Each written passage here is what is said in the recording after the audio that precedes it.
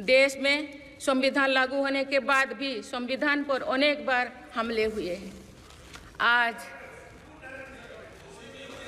27 जून है।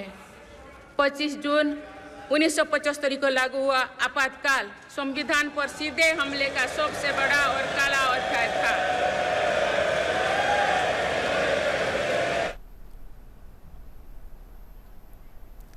Guard of honour दिया जाता हुआ राष्ट्रपति द्रौपदी मुर्मू को।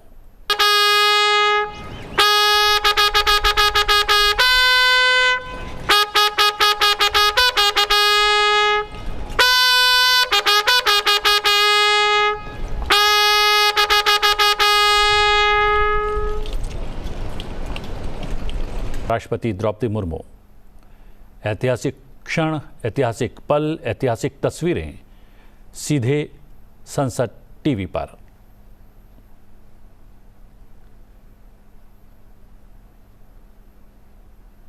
जी हां, पारंपरिक राजदंड सेंगोल की अगुवाई में निचले सदन के कक्ष तक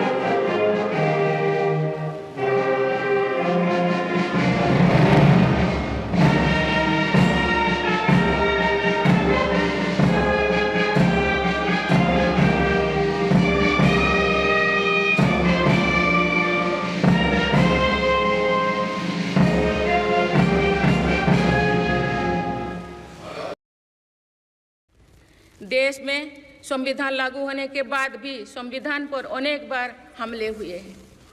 आज 27 जून है। 25 जून 1975 को लागू हुआ आपातकाल संविधान पर सीधे हमले का सबसे बड़ा और काला अध्याय था।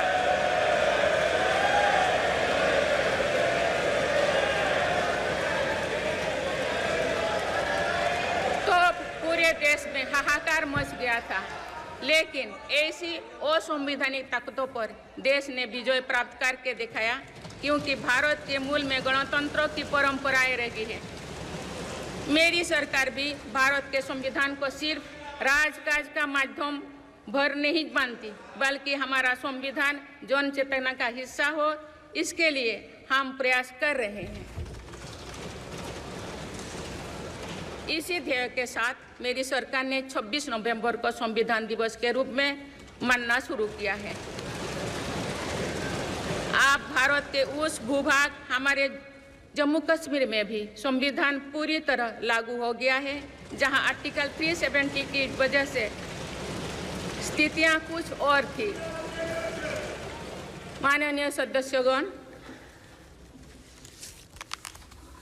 राष्ट्र की उपलब्धियों के निर्धारण इस बात से होता है कि हम अपने दायित्वों का निर्वहन कितनी निष्ठा से कर रहे हैं। 18 लोकसभा में कई नए सदस्य पहली बार संसदीय प्रणाली का हिस्सा बने हैं। पुराने सदस्य भी नए उत्साह के साथ आए हैं। आप सभी जानते हैं कि आज का समय हर प्रकार से भारत के लिए बहुत अनुकूल है। आने वाले वर्षों में भारत की सरकार और संसद का क्या निर्णय लेती है, क्या नीतियां बनाती है, इस पर पूरा विश्व की नज़र है। इस अनुकूल समय का अधिक से अधिक लाभ देश को मिले, ये दायित्व सरकार के साथ साथ संसद के हर सदस्यों का भी होना चाहिए। पिछले 10 वर्षों में जो रिफॉर्म्स हुई है, जो नया आत्मविश्वास देश में आया है, इससे हम विकसित भारत बनाने के लिए नई गति प्राप्त कर चुके हैं। हम सभी को ये हमेशा ध्यान रखना है कि विकसित भारत का निर्माण देश के हर नागरिक की आकांक्षा है, संकल्प भी है। इस संकल्प की सिद्धि में अवरोध पैदा ना हो, ये हम सभी का दायित्व है भी, कर्तव्य भी है।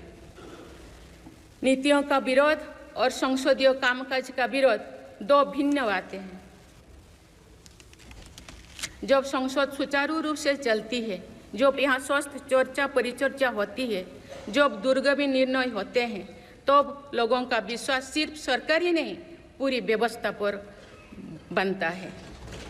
इसीलिए मुझे भरोसा है कि संसद के पल पल का सदुपयोग होगा, जनहित को प्राथमिकता मिलेगा।